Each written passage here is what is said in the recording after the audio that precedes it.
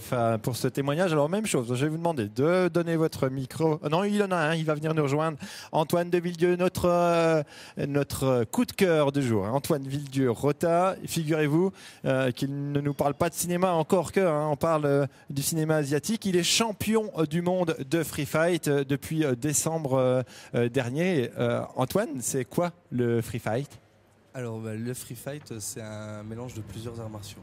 Donc ça va impliquer des techniques pugilistiques, donc des techniques de pied-point en position debout, des techniques de lutte et des techniques au sol. On a le droit aux frappes au sol dans certaines compétitions, donc la plupart en MMA en tout cas, à niveau professionnel, amateur et... on voit des images en même temps, voilà, qui ont été tournées dans votre salle, on va en parler dans quelques instants. Oui. Excusez-moi. Et puis donc ça implique à plusieurs niveaux, une préparation dans plusieurs disciplines. C'est un mélange d'arts martiaux. On emploie des techniques spécifiques dans chaque position. Il n'y a pas d'arrêt de combat de la position debout à l'arrêt au sol. C'est assez différent des box traditionnels. Alors vous êtes notre coup de cœur dans le cadre du FICA évidemment, parce que vous êtes au Saulnois, c'est bien ça ? Comment ?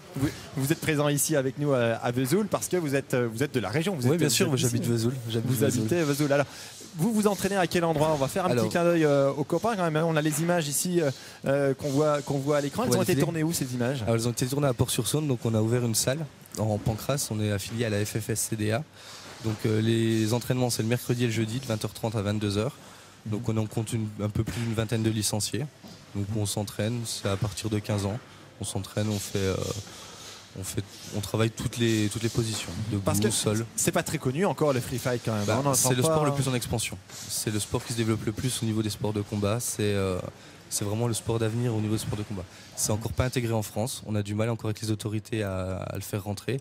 Ça a été mal jugé au début. Ça a commencé à l'envers. Ça a été, on va dire, considéré comme un sport très violent.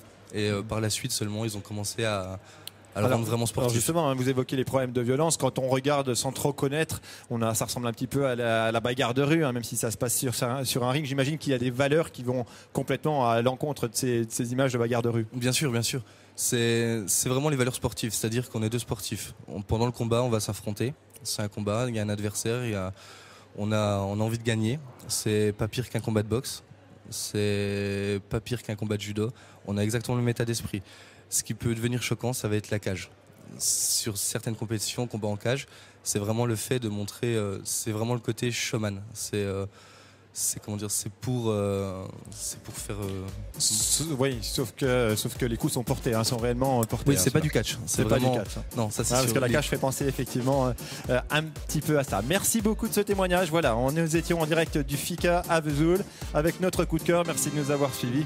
À très bientôt. À l'occasion de la tranche jurassienne, la voie libre se délocalise samedi. Nous en profiterons pour mettre en lumière le travail de ceux qui bien souvent restent dans l'ombre, les bénévoles. Ils donnent du temps pour les autres, font vivre les associations, des associations toujours plus nombreuses qui recherchent toujours plus de bénévoles et exigent d'eux toujours plus de compétences. Alors, y a-t-il une crise du bénévolat ? On en débat samedi dans La Voie est libre. La Voie est libre, peut-on faire sans les bénévoles ? C'est samedi en direct de Mout à partir de 11h25 sur France 3.